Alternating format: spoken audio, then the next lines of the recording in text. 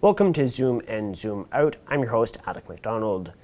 Espionage might seem like a matter fit for a television drama, but a new research report says that in Taiwan, espionage is a very serious matter. So what are the spies doing in Taiwan, and what are their goals? To discuss this and more, we are now joined by Jürgen Kremb, a visiting scholar at the Suzhou University's Institute for Human Rights. Jürgen, welcome to the show. It's my pleasure. So last year at the Taiwan Fellowship, you published a research paper about espionage in Taiwan. It's coming out soon. I want to go back to before you started working on that, though, and the Alishan experience. Something happened there that changed your mind on espionage. Can you tell us a little bit about that? Yeah, it didn't change my mind on espionage. I'm working on this subject since I was Spiegel office chief in Beijing. But last year I was traveling while I was doing my report. I was traveling with friends to the Alishan. And there I was approached by a young, would say, Asian lady, and she asked me in Chinese whether I would like to take a photo from her. She asked me, please gave me her mobile phone, and I photographed her, and I realized she doesn't speak Chinese with a Taiwanese accent, but rather with a very northern Chinese accent. As I lived in northern China, I know it. And I said, in Chinese, you're not from Taiwan? She said, no, I'm from mainland China. I said, strange. Chinese tourists are not allowed by your government to come to Taiwan anymore. You don't get a visa. And she said, no, I live in Denmark, at the very north of Denmark.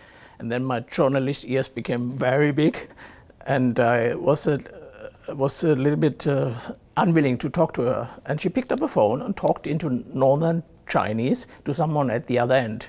And then I got very nervous, and we went back to our hotel, and to my surprise, 5 minutes or 10 minutes later, she was sitting there and very close to my colleague who was traveling with me. And I said, stop telephoning, she's an agent from mainland China. And my friend said, no, cannot be. I said, Dieter is the chief editor of a magazine in Germany. I can smell these guys from my time in China. And when I came back to Taipei, I talked to the Taiwanese FBI, the MJIB, and I said, I had this experience with someone from mainland China. Can you check whether I feel she was a spy? And they checked. 2 days later, they gave me surveillance footage, how this young woman really followed us very professionally, hiding behind a car, hiding behind a street corner, and then sitting in the lobby of our hotel. And I made sure she didn't live in our hotel. And they checked it, and this lady, she has left Taiwan 2 days later. So they informed the BND, which is our secret service. They have an office here in the German delegation, and talked to the Danish secret service. And they put her on alert, and even in Denmark on alert, and even the National Security Council talked about the case, and they said what might have happened. They want to give me a warning. I know from my time in mainland China, I was followed every day there and intimidated, and I was kicked out finally out of China because I had quite good sources. I know how they work. I've written a book even about German intelligence services, but to see it in the middle of Taiwan as a warning, so to say, that was quite surprising. Not shocking, but surprising. So I want to go into that intimidation angle and kind of wrap back into your report here in Taiwan, because there is, I think, a lot of people intuitively understand the disinformation, trying to change opinions, that we talk about a lot, the economic espionage, business trying to get business interest. But what other angles do these spies or agents of espionage aim for here in Taiwan? This is quite a lot. Disinformation, intimidation, control on overtaking of infrastructure. They plant computer viruses into infrastructure. And of course, they want to inform the population here. And I think their aim is to crush this Taiwanese society. They want to create chaos. And I think they do it probably similar to what the KGB or what the Russian agencies do today. How they, for example, try to destroy the Ukraine and especially Georgia. They seed chaos into a country, and they wait for the one day when one party or one group in this society say, Xi Jinping, please come over. It's so chaotic. You have to help us. We as Chinese, we are suppressed in Taiwan, and it's chaos, and you have to come over. I think that's their final objection. Of course, there is the classical cluster of disinformation, of spying, but I think their final aim is to destroy the social fabric in this democratic society here in Taiwan. So first, how do you think that this is taking shape day by day, week by week? As I said, I never worked in service. But look what's happening in the legislative yuan here in the Taiwanese parliament. You're discussing now for over a year the drafting of a military budget, and Taiwan is almost in a warlike situation with mainland China. You need new weaponry, and you have to apply new strategies for fighting the enemy, and two parties, mostly one party, is trying to block the budget completely. That could be Xi Jinping's cookbook. And when you see how politicians from Taiwan go over to mainland China and how they act and how they pamper the Communist Party, which is not a democratic party, and you're representing a democratic society here. So this, of course, is only one chapter. What they, in a case of chaos or chaos-like situation, what they might apply here, it's very much in the open. But it's definitely one strategy: put or drive Taiwanese society into chaos. When we're talking about the legislative yuan specifically, because we do have the democratic process where we debate these things, and a lot of items we will filibuster about, or there might be some people who think this is a bad idea, just ideas in general in the legislative yuan. So how do we separate between being concerned that something is helping China or aiding China's chaos and the normal democratic process, which is a bit slow sometimes, which does have a lot of debate sometimes? Because in that case, if we get too concerned that everything is China causing chaos, then that causes chaos in itself. So how do we arm ourselves against being too alarmist that we destroy our own democracy? No, you have to differentiate what is normal democratic process. When people in Taiwan, in the parliament, sometimes it's quite rough, but it's part of the democratic process. And when people obstruct an idea, or when they try to stop a new law, or like a couple of years ago when the DPP was against this economic agreement with and this economic negotiation with mainland China. But what we see now here in the military budget is a total strategic paralyzing the democratic process. They want to put it to a halt, and they want to weaken the ability of the Taiwan society, and especially the military, to defend itself.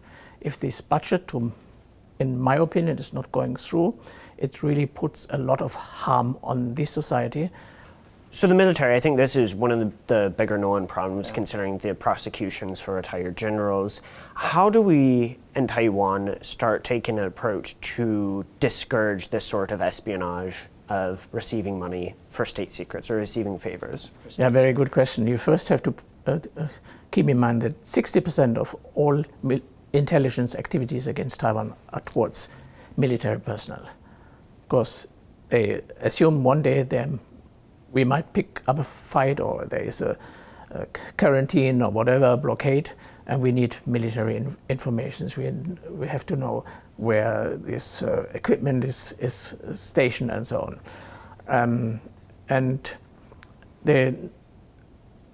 I think Taiwan should really consider to enforce their laws and implement stricter laws towards military personnel. It cannot be that military personnel who is on duty can still go to mainland China.